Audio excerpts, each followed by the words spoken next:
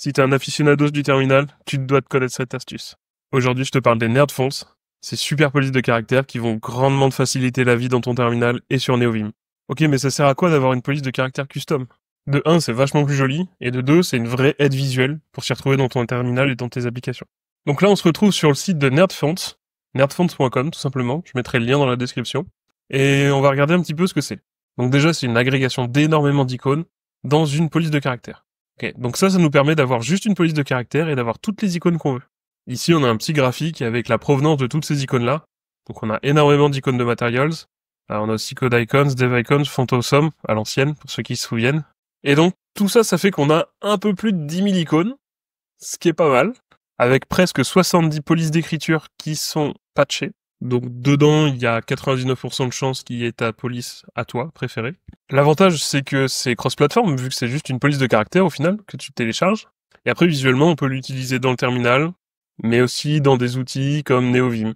Après, s'il n'y a pas ta police préférée, ce que tu peux faire, c'est télécharger le petit utilitaire qui va te permettre de patcher ta police pour avoir toutes les icônes super facilement. Alors comment ça marche un petit peu plus dans le détail? Eh ben nerdfonts, c'est devenu un petit peu un standard dans les applications dans le terminal et toutes ces choses-là. Et ce qui se passe, c'est que nerdfonts met juste les icônes sur des caractères Unicode. Caractères Unicode bien définis.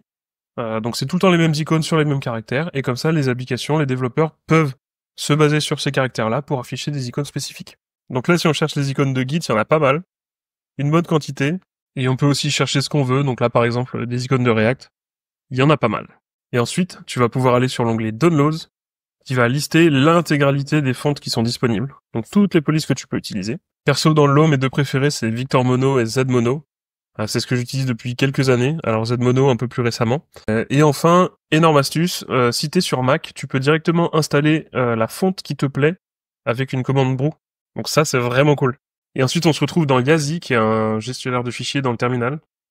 Et ici, tu vois, on a les petites icônes qui vont bien avec les dossiers, le dossier Git, toutes les petites icônes. On a même Tailwind, NPM, TypeScript, tout ça. Donc ça ressemble à ça.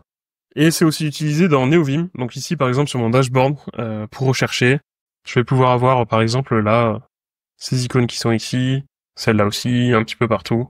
Voilà. Donc j'espère que tu as apprécié cette vidéo, que tu as appris un truc. Dis-moi en commentaire ce que c'est ta police d'écriture préférée, si elle est disponible sur Nerdfonts ou pas. Et à la prochaine!